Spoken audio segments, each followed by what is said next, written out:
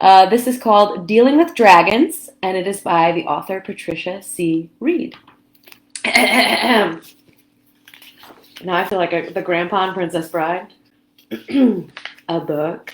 When I was your age, television was called books. Anyway. Chapter 1, in which Cimarine refuses to be proper and has a conversation with a frog. Linderwall was a large kingdom just east of the Mountains of Mourning, where philosophers were highly respected and the number 5 was fashionable. The climate was unremarkable. The knights kept their armor brightly polished, mainly for show. It had been centuries since a dragon had come east.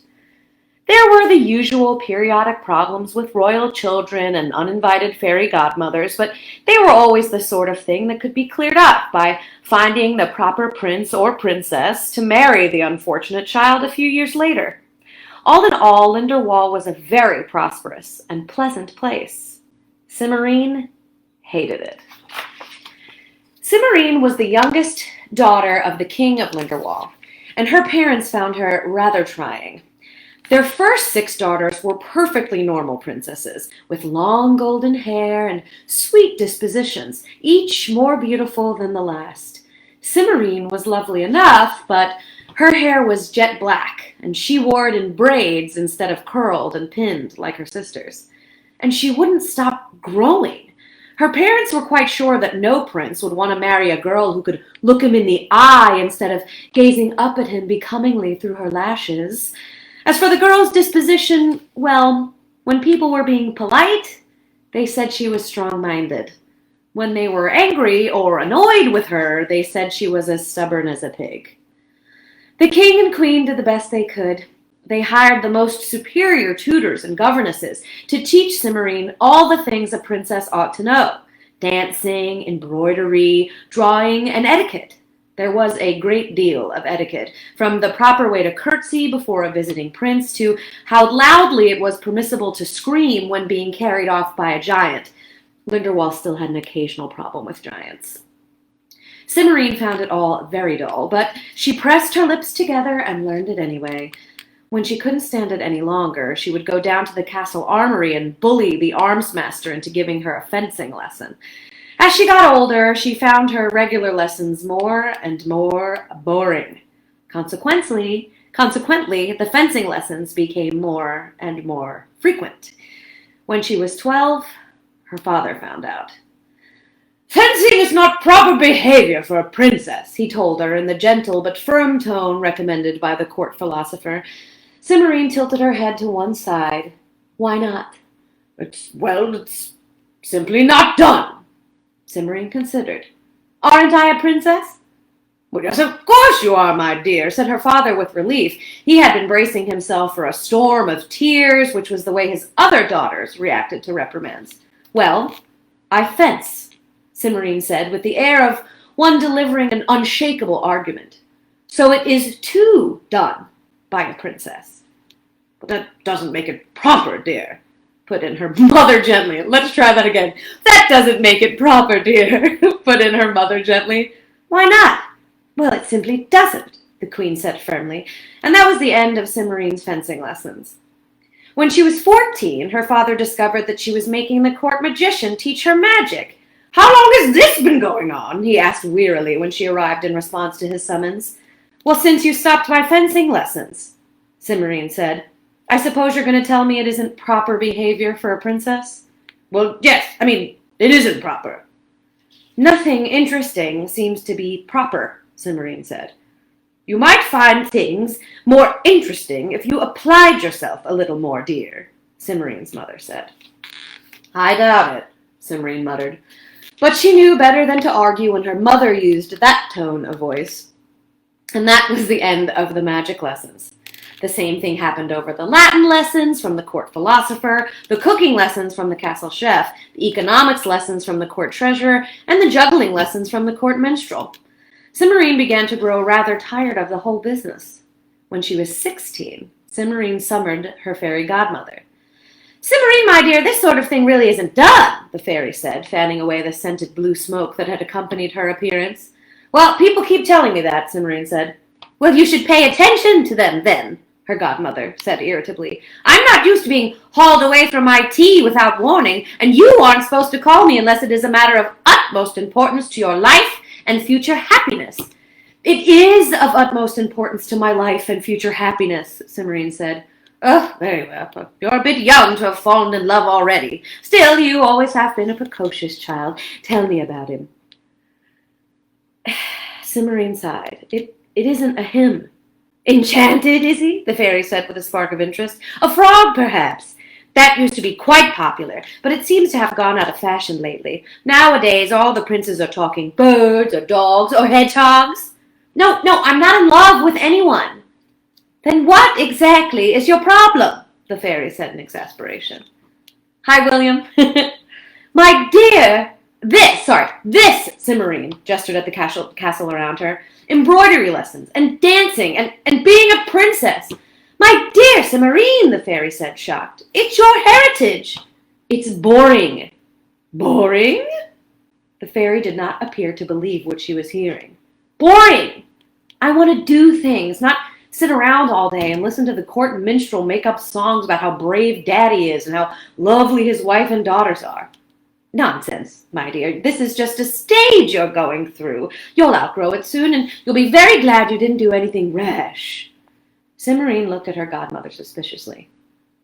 You've been talking to my parents, haven't you?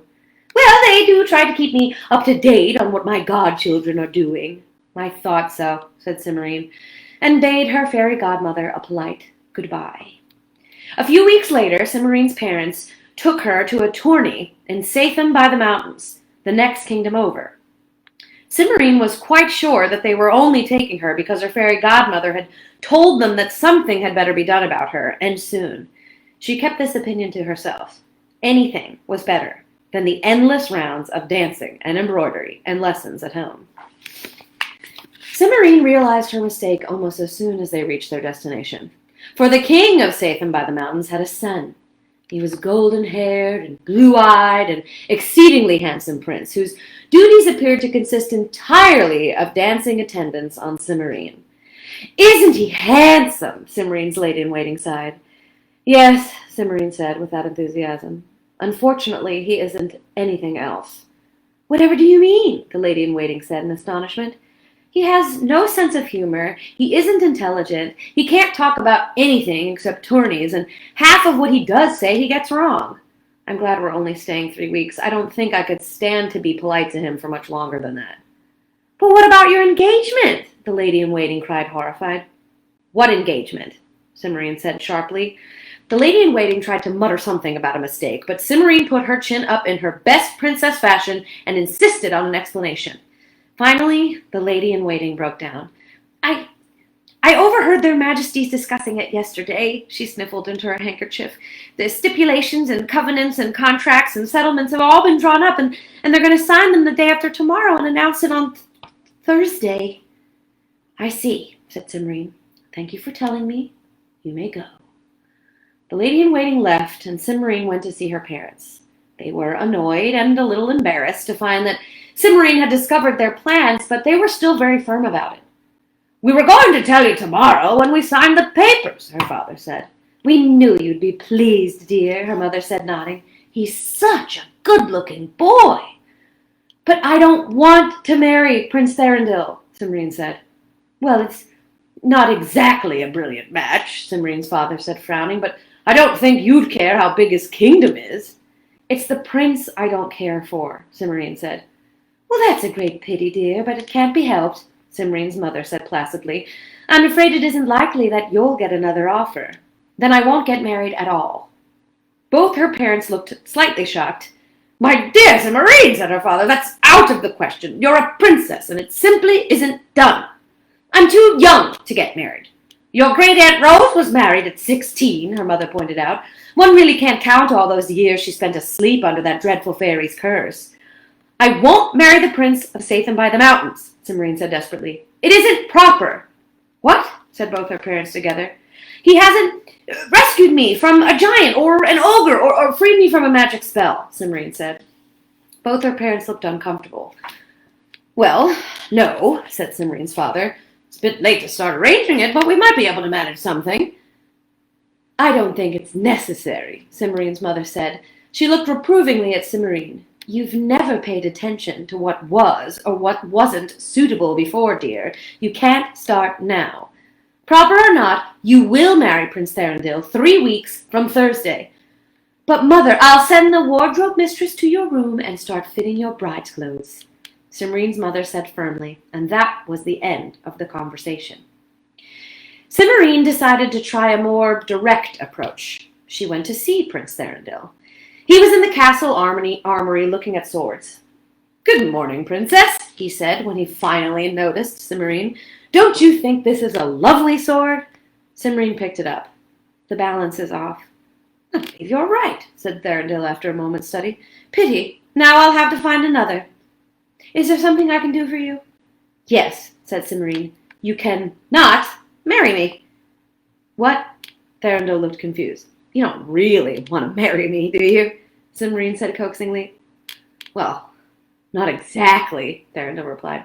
I mean, in a way, that is, okay, good, Simarine said, correctly interpreting this muddled reply as no, not at all. Then you'll tell your father you don't want to marry me? Well, I couldn't do that, Thorindil said, shocked. It wouldn't be right. Why not? Simarine demanded crossly.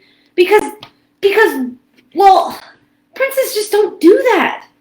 Then how are you going to keep from marrying me? I guess I won't be able to, Thorindil said after thinking hard for a moment. How do you like that sword over there, the one with the silver hilt? Simarine left in disgust and went out to the castle garden. She was very discouraged.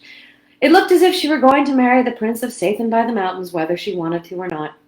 I'd rather be eaten by a dragon, she muttered. That can be arranged, said a voice from behind her left slipper. Simarine looked down and saw a small green frog looking up at her. I beg your pardon, did you speak? She asked. You don't see anyone else around, do you?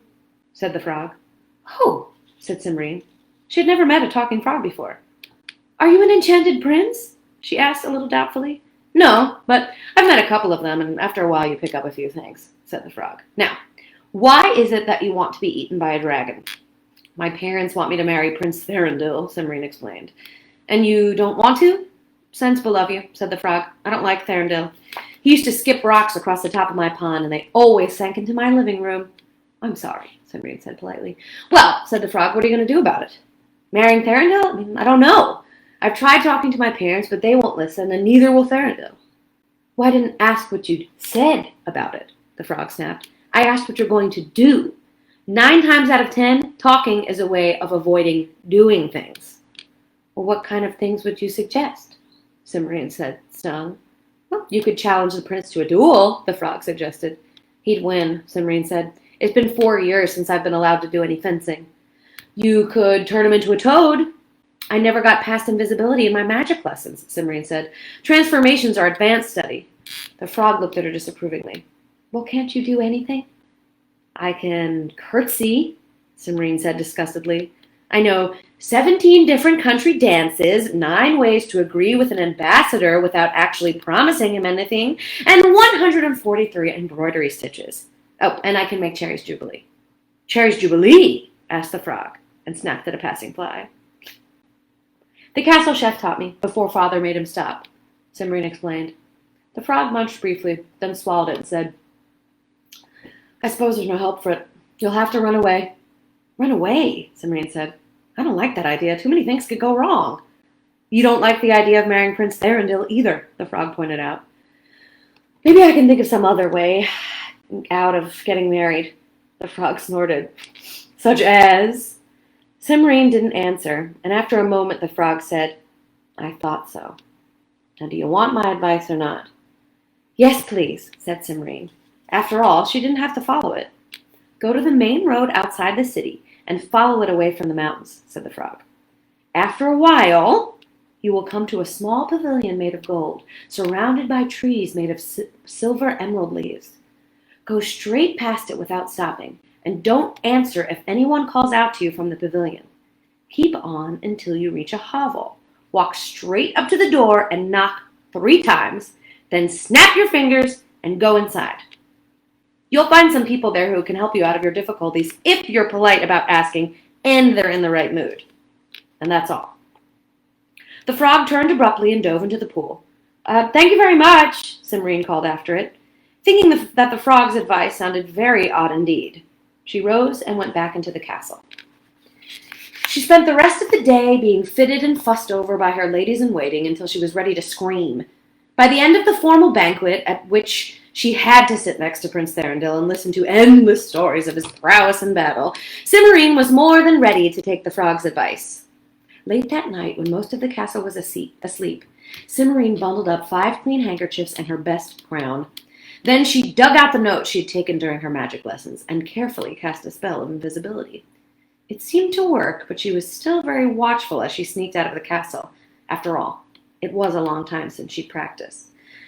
By morning, Cimorine was well outside the city and visible again, walking down the main road that led away from the mountains. It was hot and dusty, and she began to wish that she had brought a bottle of water instead of handkerchiefs. Just before noon, she spied a small grove of trees next to the road ahead of her. It looked like a cool, pleasant place to rest for a few minutes, and she hurried forward. When she reached the grove, however, she saw that the trees were made of the finest silver, and their shining green leaves were huge emeralds. In the center of the grove stood a charming pavilion made of gold and hung with gold curtains. Cimorine slowed down and looked longingly at the cool green shade beneath the trees. Just then a woman's voice called out from the pavilion, "My dear, you look so tired and thirsty. Come and sit with me and share my luncheon." The voice was so kind and coaxing that Cimorine took 2 steps toward the edge of the road before she remembered the frog's advice. "Oh no," she thought to herself, "I'm not going to get caught this easily." She turned without saying anything and hurried on down the road. A little farther on, she came to a tiny, wretched-looking hovel made of cracked and weathered gray boards. The door hung slantwise on a broken hinge, and the whole building looked as though it were going to topple over at any moment. Cimorine stopped and stared doubtfully at it. But she had followed the frog's advice this far, and she thought it would be silly to stop now. So she shook the dust from her skirts and put on her crown, so as to make a good impression. She marched up to the door, knocked 3 times, and snapped her fingers, just as the frog had told her. Then she pushed the door open and went in. Okay, that's the end of chapter 1. I'm going to go ahead and read chapter 2. I hope that's cool with you. I just didn't want to end on such a cliffhanger. Here's just a refresher of the cover. Look at all these cool folks. Okay, chapter 2, in which Cimorine discovers the value of a classical education and has some unwelcome visitors. Inside, the hovel was dark and cool and damp. Cimorine found it a pleasant relief after the hot, dusty road, but she wondered why no sunlight seemed to be coming through the cracks on the boards. She was still standing just inside the door, waiting for her eyes to adjust to the dark, when someone said crossly, "Is this that princess we've been waiting for?" "Why don't you ask her?" said a deep, rumbly voice. "I'm Princess Cimorine of Linderwall," Cimorine answered politely. "I was told you could help me." "Help her?" said the first voice, and Cimorine heard a snort. "I think we should just eat her and be done with it." Cimorine began to feel frightened. She wondered whether the voices belonged to ogres or trolls, and whether she could slip out of the hovel before they made up their minds about eating her. She felt behind her for the door and started in surprise when her fingers touched damp stone instead of dry wood. Then a third voice said, "Not so fast, Warren. Let's hear her story first." So Cimorine took a deep breath and began to explain about the fencing lessons and the magic lessons and the Latin and the juggling and all the other things that weren't considered proper behavior for a princess. And she told the voices that she'd run away from Satham by the mountains to keep from having to marry Prince Thorindel. "What do you expect us to do about it?" one of the voices asked curiously. "I don't know," Cimorine said, "except, of course, that I would rather not be eaten. I can't see who you are in this dark, you know." "That can be fixed," said the voice. A moment later, a small ball of light appeared in the air above Cimorine's head. Cimorine stepped backward very quickly and ran into the wall. The voices belonged to dragons. 5 of them lay on or sprawled over or curled around the various rocks and columns that filled the huge cave where Cimorine stood. Each of the males, there were 3, had 2 short, stubby, sharp-looking horns on either sides of their heads. The female dragon had 3, 1 on each side and 1 in the center of her forehead. The last dragon was apparently still too young to have made up its mind which gender it wanted to be, and it didn't have any horns at all. Cimmerine felt very frightened. The smallest of the dragons was easily 3 times as tall as she was, and they gave an overwhelming impression of shining green scales and sharp silver teeth. They were much scarier in person than in the pictures she remembered from her natural history books. She swallowed very hard, wondering whether she really would rather be eaten by a dragon than marry Thranduil. "Well," said the 3-horned dragon just in front of her, "just what are you asking us to do for you?" Cimmerine stopped short and this idea occurred to her. Cautiously she asked, "Dragons are fond of princesses, aren't they?" "Very," said the dragon, and smiled. The smile showed all her teeth, which Cimmerine did not find reassuring. "That is, I've heard of dragons who have captive princesses to cook for them, and so on," said Cimmerine, who had very little idea what captive princesses did all day. The dragon in front of Cimmerine nodded. One of the other dragons, a yellowish-green in color, shifted restlessly and said, "Oh, let's just go ahead and eat her. It will save trouble." Before any of the other dragons could answer, there was a loud booming noise, and a 6th dragon slithered into the cave. His scales were more gray than green, and the dragons by the door made way for him respectfully. "Kazu," said the newcomer in a loud voice. "Achoo! Sorry I'm late, but a terrible thing happened on the way here." "Achoo!" "What was it?" said the dragon to whom Cimmerine had been talking. "I ran into a wizard. I had to eat him. No help for it. Ugh, and now look at me." Every time the green-gray dragon sneezed, he emitted a small boil of fire that scorched the wall of the cave. "Calm down, Roxy," said Kazel. "You're only making it worse." "Calm down when I'm having an allergy attack?" "Oh, bother," said the gray-green dragon. "Oh, somebody give me a handkerchief." "Here," said Cimmerine, holding out one of the ones she brought with her. "Use this." She was beginning to feel much less frightened, for the green dragon reminded her of her great-uncle, who was old and rather hard of hearing, and of whom she was rather fond. "What's that?" said Roxham.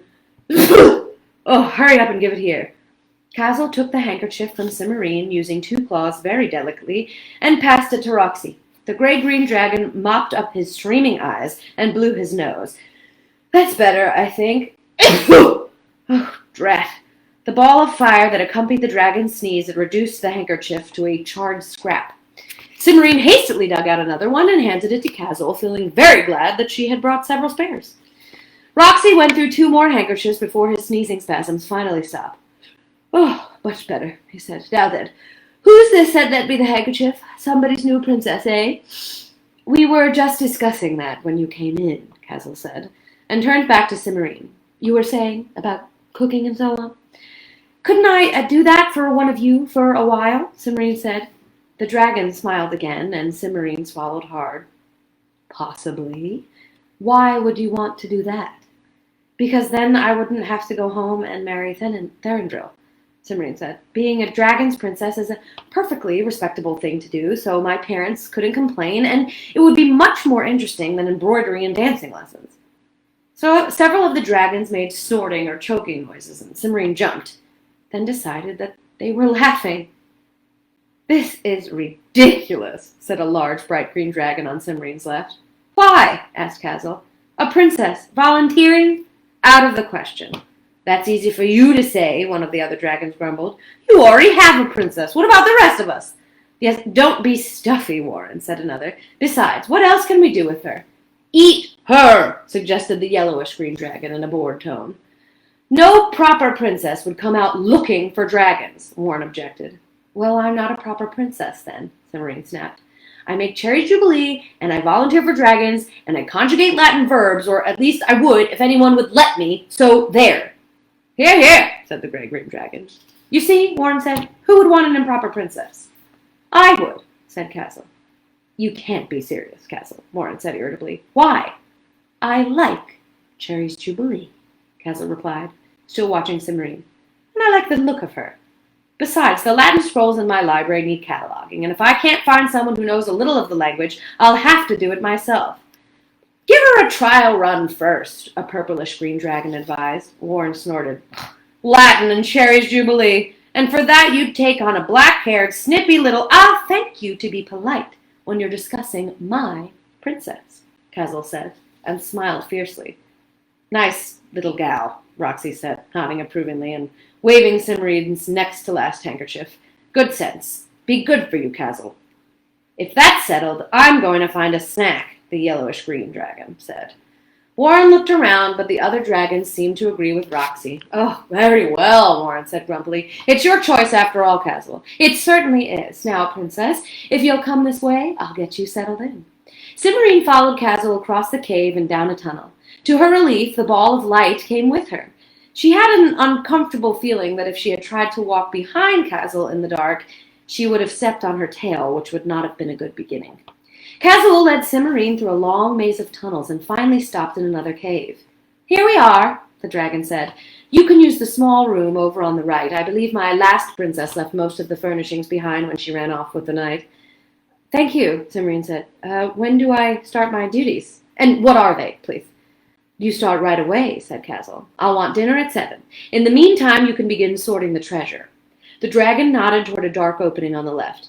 I'm sure some of it needs repairing. There's at least one suit of armor with the leg off, and some of the cheaper magic swords are probably getting rusty. The rest of it really ought to be rearranged sensibly. I can never find anything when I want it. What about the library you mentioned? Simmerine asked. Well, see how well you do on the treasure room first, Castle said. The rest of your job I'll explain as we go along. You don't object to learning a little magic, do you? Not at all, said Simmerine. Good. It'll make things much easier. Go and wash up, and I'll let you into the treasure room so you can get started. Simmerine nodded and went to the room Castle had told her to use. As she washed her face and hands, she felt happier than she had in a long time. She was not going to have to marry Thorndil, and sorting a dragon's treasure sounded far more interesting than dancing or embroidery. She was even going to learn some magic, and her parents wouldn't worry about her once they found out where she was. For the first time in her life, Simmerine was glad she was a princess. She dried her hands and turned to go back into the main cave, wondering how best to persuade Castle to help her brush up on her Latin. She didn't want the dragon to be disappointed in her skill. Draco, Draconum, Dracone, she muttered, and her lips curved into a smile. She had always been rather good at declining nouns. Still smiling, she started forward to begin her new duties. Simmerine settled in very quickly. She got along well with Castle and learned her way around the caves with a minimum of mishaps. Actually, the caves were more like an intricate web of tunnels, connecting caverns of various shapes and sizes that belonged to individual dragons. It reminded Simmerine of an underground city with tunnels instead of streets. She had no idea how far the tunnels extended, though she rather suspected that some of them had been magicked, so that when you walked down them, you went a lot further than you thought you were going. Casual sections of the caves were fairly large, in addition to the kitchen, which was in a large cave near the exit, so that there wouldn't be a problem with the smoke from the fire. She had a sleeping cavern, 3 enormous treasure rooms, at the far end of an intricate maze of twisty little passages, 2 even more enormous storage rooms for less valuable items, a library, a large bare cave for eating and visiting with other dragons, and a set of rooms assigned to Simmerine. All the caves smelled of dragon, a somewhat musty, smoky, cinnamony smell. Simmerine's first job was to air them out. Simmerine's rooms consisted of 3 small connecting caves, just off Castle's living cavern. They were furnished very comfortably in a mixture of styles and periods and looked just like the guest rooms in most of the castles Simmerine had visited, only without windows. They were much too small for a dragon to get inside. When asked, Castle said that the dwarves had made them in return for a favor, and the dragon's tone prevented Simmerine from inquiring too closely into just what sort of favor it had been. By the end of the first week, Simmerine was sure enough of her position to give Castle a list of things that she needed for the kitchen. The previous princess, of whom Simmerine was beginning to have a very poor opinion, had apparently made do with a large skillet with 3 dents and a wobbly handle, a wooden mixing bowl with a crack in it, a badly tarnished copper tea kettle, and an assortment of mismatched plates, cups, and silverware, most of them chipped or bent. Castle seemed pleased by the request, and the following day Simmerine had everything she had asked for, except for a few of the more exotic pans and dishes. This made the cooking considerably easier and gave Simmerine more time to spend studying Latin and sorting treasure. The treasure was just as disorganized as Castle had told her, and putting it in order was a major task. It was sometimes hard to tell whether a ring was enchanted, and Simmerine knew better than to put it on and see. It might be the sort of useful magic ring that turned you invisible, but it might also be the sort of ring that turned you into a frog. Cimarine did the best she could and kept a pile in the corner for things she was not sure about. There was a great deal of treasure to be sorted. Most of it was stacked in one of the innermost caves, in a large, untidy heap of crowns, rings, jewels, swords, and coins, but Cimarine kept finding things in other places as well, some of them quite unlikely. There was a small helmet under her bed, along with a great deal of dust, a silver bracelet set with opals on the reading table in the library, and 2 daggers and a jeweled ink pot behind the kitchen stove. Cimarine collected them all, along with the other things that were simply lying around in the halls, and put them back in the storerooms where they belonged, thinking to herself, dragons were clearly not very tidy creatures. The first of the nights arrived at the end of the 2nd week. And that's the end of Chapter 2 and our first installment of Dealing with Dragons. So I'll come back next time and read some more if you guys liked it. I hope you did. In the meantime, if you feel like reading ahead, go ahead and see if you can do a drive-by pickup at your local library, or get moms and dads or whomever to order it off of Amazon, or you can come and borrow it, but I have to stand a great distance away from you and wear a mask.